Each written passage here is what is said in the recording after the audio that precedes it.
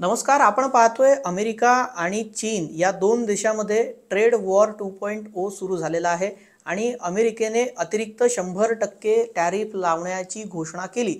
त्यानंतर आता चीनचं प्रत्युत्तर आलेलं आहे. ट्रम्प यांच्या अतिरिक्त 100% टॅरिफ लादण्याच्या निर्णयावर चीननं तीव्र शब्दात आपली प्रतिक्रिया दिली.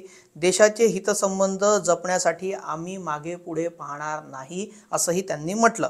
सोबतच चीन लढू इच्छित नाही, परंतु लढण्यास घाबरत नाही आणि गरज पडल्यास तो प्रत्युत्तर देईल, या शब्दात चीनच्या वाणिज्य मंत्रालयानं उत्तर दिलेलं आहे.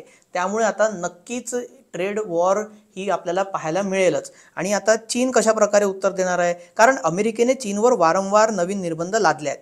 निर्यात नियंत्रण आणि प्रतिबंधित यादीत अनेक चीनी कंपन्यांचा समावेश देखील त्यांनी केला.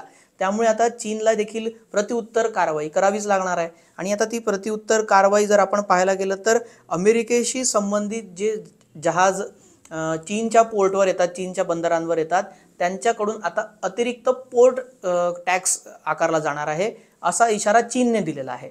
त्यामुळे आता नक्कीच आपण जागतिक पातळीवर मंदी येऊ शकते असं म्हणायला हरकत नाही. ट्रम्प हे आता दक्षिण कोरियाच्या दौऱ्यावर जात असून त्या दरम्यान ते चीनचे राष्ट्राध्यक्ष शी जिनपिंग यांच्याशी भेटणार होते. चर्चा होणे अपेक्षित होतं, मात्र आता ते त्यांना भेटणार नाही असं अमेरिकेने स्पष्ट केलेलं आहे.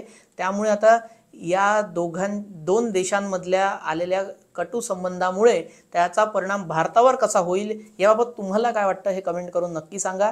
आणि असेच ग्लोबल अपडेट पाहण्यासाठी न्यूज 18 लोकमतला सबस्क्राईब करायला विसरू नका.